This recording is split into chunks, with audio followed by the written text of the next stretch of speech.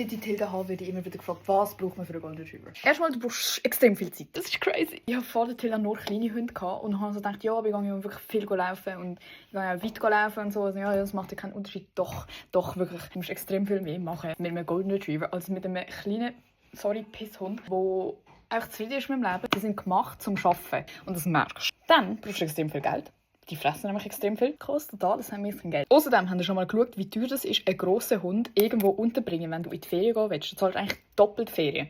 Ich gehe nie mehr in die Ferien. Dann, ganz wichtig, Fell.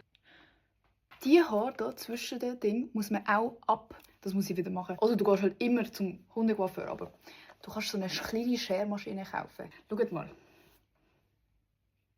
Immer Haarbüschel überall. Also du brauchst unbedingt ganz viel Hundebürste. Und wir haben einen Dyson-Aufsatz, dass man sie staubsaugen kann. Und das Teil ist wirklich geil. Allerwichtigste, eine Badwanne. Glauben wir einfach. Und dann noch ein Badmantel. Badmantel ist auch gut. Ich wünsche euch gutes Gelingen, wenn ihr einen Golden Retriever wollt.